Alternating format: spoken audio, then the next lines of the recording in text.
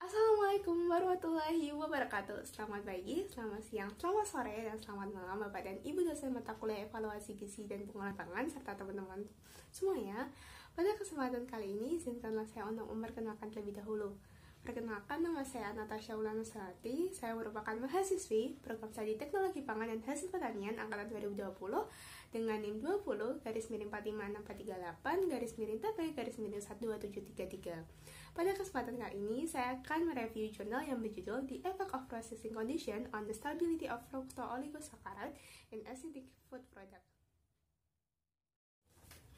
4 pokok bahasan yang akan saya bahas, yaitu yang pertama adalah pendahuluan, yang kedua adalah bahan dan metode, yang ketiga adalah hasil dan diskusi, dan yang terakhir adalah kesimpulan. Pertama, kita akan masuk ke pendahuluan terlebih dahulu. Fructooligosaccharides rantai pendek merupakan oligomer fruktosa yang terdiri dari 2 hingga 4 fruktosil yang dihubungkan oleh ikatan beta glikosidik dan 1 unit glukosa non-produksi yang berada di ujung. Manfaat kesehatan dari Sargent fructooligosaccharides itu telah didokumentasikan lebih dari 2 dekade, sehingga rantai pendek fructooligosaccharides itu menjadi salah satu oligosakarida prebiotik yang paling terkenal. Saat ini, Sargent fructooligosaccharides itu banyak sekali di makanan, dan ia lebih mudah menyatu pada makanan dibandingkan dengan prebiotik. Makanan pasteurisasi yang kaya akan fructooligosaccharides rantai pendek berpotensi untuk menunjukkan aktivitas prebiotik yang rendah dan tingkat sukrosa serta gula produksi yang tidak bisa diabaikan. Penelitian ini bertujuan untuk mengetahui efek dari temperatur, derajat polimerisasi, dan matriks makanan pada stabilitas Sargent fructooligosaccharides yang disintesis dengan Rohabexiem yang ditentukan dengan studi kinetik dan menghasilkan strategi sederhana untuk mengurangi hilangnya total Sargent fructooligosaccharides. Kemudian persentase retensi dari komponen food matrix itu akan disimulasikan dalam proses thermal yang berkelanjutan. Selanjutnya, kita akan beralih ke bahan dan metode. Bahan yang digunakan dalam penelitian ini, yang pertama adalah Rohabexiem sebagai enzim komersial, yang kedua adalah standar ketosa, nitosa, dan fructofuranosilnistos, dan yang ketiga adalah sukrosa dari agen lainnya. Selanjutnya, uji enzim. Rohabexiem itu memiliki aktivitas transfruktosilasi sebesar 9803 UT per mili menuju sukrosa.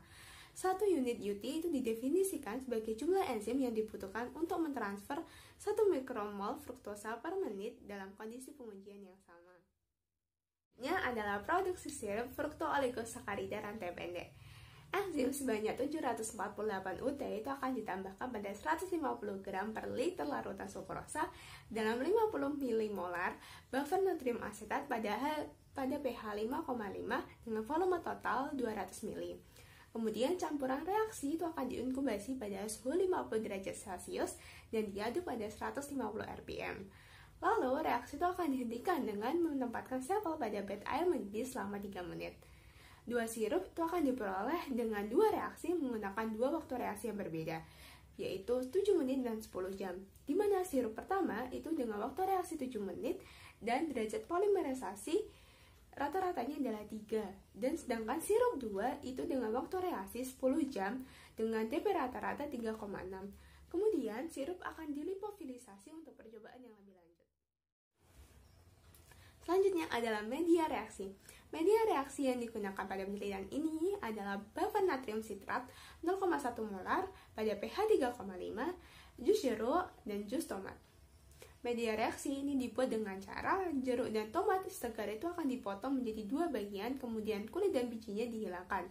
Kemudian sari jeruk dan tomat itu didapatkan dari bagian yang dapat dimakan, lalu disaring menggunakan saringan mes sederhana untuk menghilangkan jaringan yang masih tersisa. Selanjutnya, jus jeruk itu akan di-blanching pada suhu 90 derajat Celcius selama 20 menit sebelum perkayaan dengan fructooligosaccharides rantai pendek. Selanjutnya adalah kinetika degradasi termal fructooligosaccharides rantai pendek. Kinetika hidrolisis dari trisakarida atau sirup 1 dan pentasakarida sirup 2 pada 3 media reaksi itu dilakukan pada suhu antara 70 dan 90 derajat Celcius. Campuran reaksi itu dibuat dengan melarutkan sejumlah sirup 1 atau bubuk sirup 2 yang diperlukan untuk mencapai konsentrasi masing-masing, yaitu sebesar 10 gram per liter tri atau pentasakarida dan pH itu diatur menjadi 3,5 menggunakan 2 molar NaOH atau 25% HCl dengan volume reaksi 3,5 ml. Selanjutnya, sebanyak 0,7 ml aliquot itu akan diambil pada interval waktu yang tepat. Kemudian, proses hidrolisis akan dihentikan dengan menempatkan sampel pada ice bath selama 10 menit. Kemudian, aliquot akan disentrifugasi pada 2300 kg selama 10 menit. Selanjutnya akan disimpan pada suhu 18 Celcius dan dianalisis komposisi karbohidratnya menggunakan SPLC atau High Performance Liquid Chromatography. pH itu menjadi variabel kritis sehingga membuat kompromi antara jenis mikroorganisme yang dapat tumbuh pada produk makanan dan laju hidrolisis dari fruktooligosakarida rantai pendek. Sehingga kesepakatan yang diambil adalah menggunakan pH sebesar 3,5. Hidrolisis trisakarida dan pentasakarida pada temperatur dan pH yang konstan itu akan diproses dengan model kinetika orde pertama, di mana kinetikanya sudah tertera pada layar. Diketahui bahwa konstanta observe adalah konstanta laju kinetik yang diamati dalam permin, dan T adalah waktu inkubasi sebanyak menit, dan N itu adalah 2 dan 4. Selanjutnya adalah nilai D atau decimal reduction time. Persamaan nilai D itu ditunjukkan pada persamaan yang kedua, di mana D adalah 2303 dibagi dengan konstanta observe. Selanjutnya, pengaruh suhu terhadap nilai itu akan dinyatakan dengan persamaan yang ketiga, di mana Z adalah hambatan termal dan T adalah suhu. Selanjutnya adalah permodelan hidrolisis asam, sukrosa, dan fruktooligosakarida rantai pendek. Parameter kinetika yaitu konstanta observe untuk degradasi termal dari fruktooligosakarida rantai pendek itu terbatas dan tidak ada data eksperimen pada pH 3,5. Sehingga model konstanta observasi itu pada hidrolisis sukrosa dan fruktooligosakarida rantai pendek itu dikembangkan sebagai fungsi temperatur dan pH, di mana menggunakan literasi data sebesar dari range 80 hingga 120 derajat Celcius dan pada pH 4 dan pH 7. Kinetikanya itu dinyatakan pada persamaan yang keempat yang sudah tertera pada layar, di mana K0 adalah faktor frekuensi dalam per minute, EA adalah energi aktivasi dalam kilojoule per mol, R adalah konstanta gas universal sebesar 8324 dikali 10 pangkat min 3 kilojoule per mol Kelvin. T adalah absolut temperatur dalam Kelvin, alfa adalah order reaksi terhadap konsentrasi dari ion hidrogonium, dan E adalah basis logaritma natural. Selanjutnya adalah simulasi persen rotasi dari fruktooligosakarida rantai pendek dalam matriks makanan.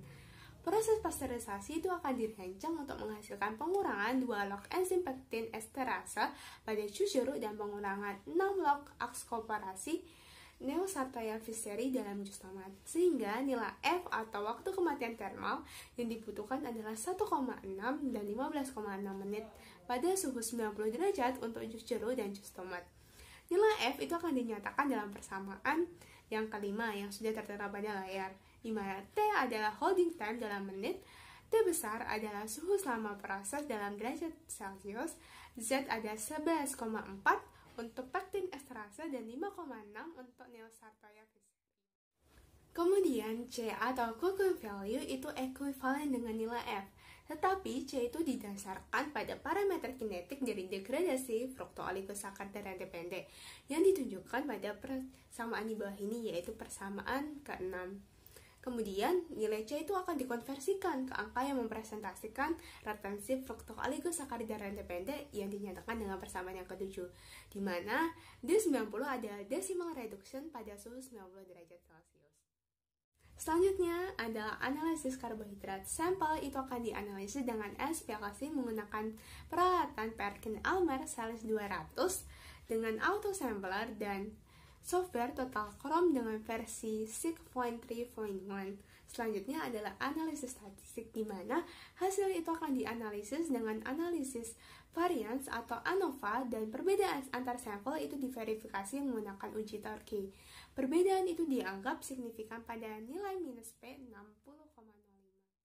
Selanjutnya, kita akan beralih ke hasil dan diskusi. Yang pertama adalah permodelan dari hidrolisis sukrosa dan fruktooligosakarida rantai pendek.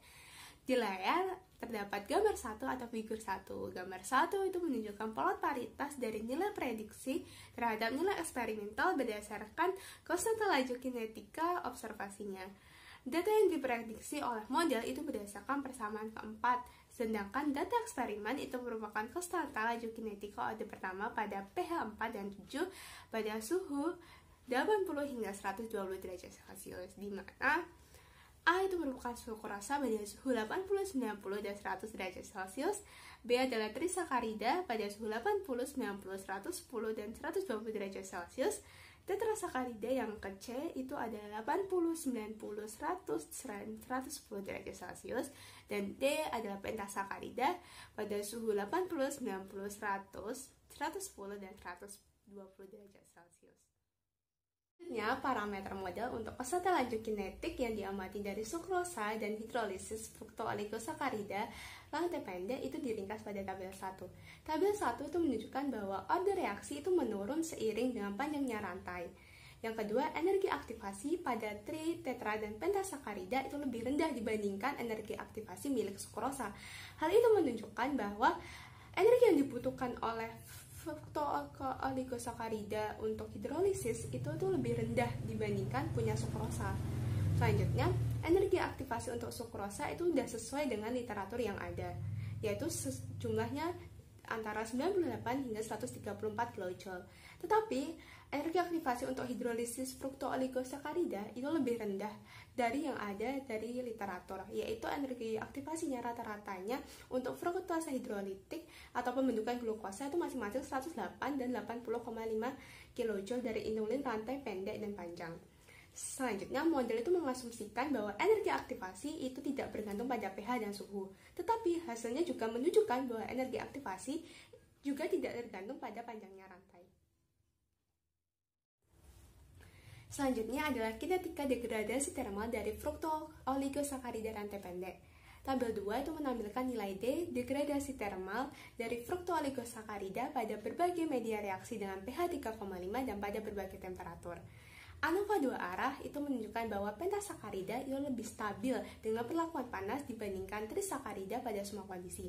Yang kedua, fruktooligosakarida rantai pendek itu lebih stabil pada jus jeruk, lalu jus tomat, dan yang terakhir itu pada larutan buffer sodium citrate. Yang ketiga adalah nilai D terendah itu ada pada trisakarida. Hal itu menunjukkan bahwa senyawa ini tidak stabil pada larutan buffer. Dan yang terakhir ada yang keempat, nilai D itu lebih tinggi daripada target pasteurisasi. Hal tersebut itu menunjukkan bahwa memungkinkan produk makanan itu disterilkan dengan panas tanpa merusak prebiotik ini sepenuhnya.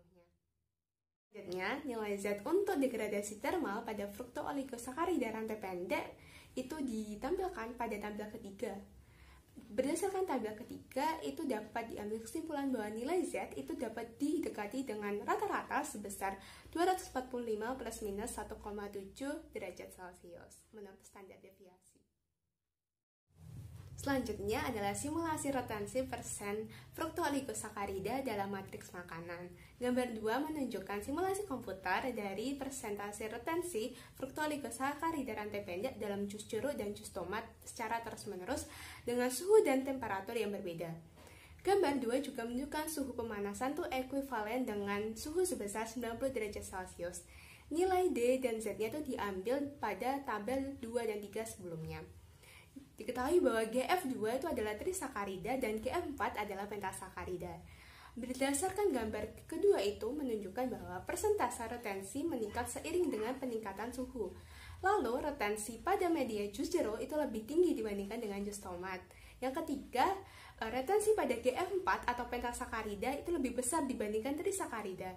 Hal itu menunjukkan bahwa kehilangan total fruktooligosakarida rantai pendek itu dapat dikurangi dengan menggunakan sirup yang kaya akan pentasakarida, di mana sirup tersebut dapat mengimbangi jumlah trisakarida dan tetrasakarida yang hilang ketika proses hidrolisis. Selanjutnya yaitu adalah kesimpulan. Dari penelitian ini dapat disimpulkan bahwa degradasi hidrolisis fruktooligosakarida rantai pendek itu terjadi selama perlakuan panas pada produk makanan asam. Yang kedua, komposisi akhir itu akan bergantung pada kondisi pemrosesan, yaitu pH matriks makanan, DP atau derajat polimerisasi dari oligosakarida, tingkat keparahan pemanasan, yaitu berdasarkan suhu dan waktunya, dan yang terakhir adalah berdasarkan metode perlakuan panasnya, yaitu secara batch atau continuous. Selanjutnya itu dapat disimpulkan bahwa kehilangan total dari fruktooligosakarida itu dalam pemrosesan termal itu dapat dikurangi dengan menggunakan sirup yang kaya akan pentasakarida.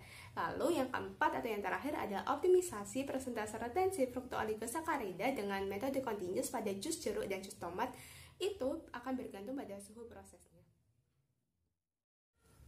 Sekian dari saya, terima kasih dan mohon maaf jika selama presentasi masih banyak kesalahan.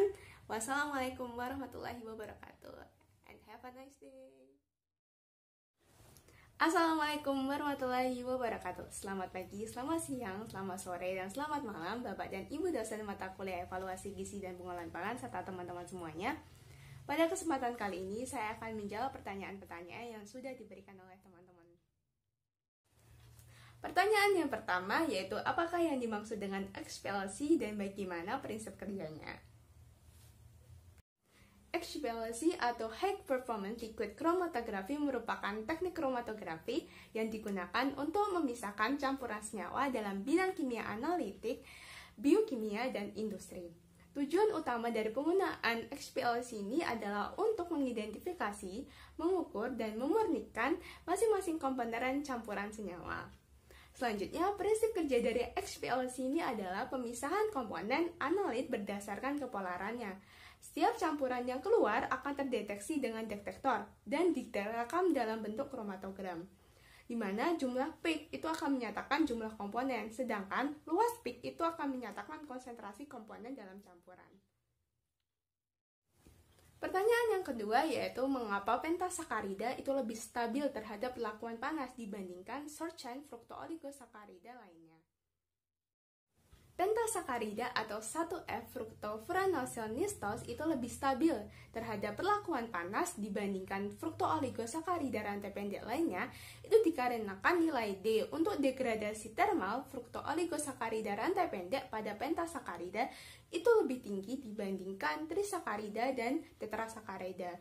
Pada tabel 2 itu diperlihatkan bahwa pentasakarida dengan nama GF4 memiliki nilai D yang lebih tinggi pada berbagai media reaksi dan temperatur dibandingkan dengan trisakarida dan tetrasakarida. Hal itu dapat menunjukkan bahwa fruktooligosakarida rantai pendek pentasakarida itu lebih sulit untuk didegradasi. Pertanyaan yang ketiga yaitu mengapa retensi pada jus jeruk itu lebih tinggi dibandingkan pada jus tomat. Retensi pada jus jeruk itu lebih tinggi dibandingkan jus tomat itu dapat disebabkan karena yang pertama karena adalah nilai F required pada jus jeruk itu lebih rendah dibandingkan dengan jus tomat, di mana nilai F required dari jus jeruk itu bernilai 1,6 menit, sedangkan nilai F required pada jus tomat adalah 15,6 menit. Hal itu mengartikan bahwa waktu pasteurisasi dari jus jeruk itu lebih cepat dibandingkan dengan jus tomat. Alasan yang kedua yaitu karena stabilitas termal dari fruktooligosakarida rantai pendek pada jus jeruk itu lebih tinggi dibandingkan pada jus tomat. Kestabilan termal dari fruktooligosakarida rantai pendek pada jus jeruk itu diperlihatkan dari nilai D degradasi termal untuk fruktooligosakarida rantai pendeknya itu lebih tinggi dibandingkan nilai D pada jus tomat. Pertanyaan yang keempat yaitu jelaskan fungsi perlakuan liofilisasi pada sirup fruktooligosakarida rantai pendek. Liofilisasi atau sering disebut dengan freeze drying merupakan suatu proses di mana air yang dibekukan itu akan dihilangkan dari sampel.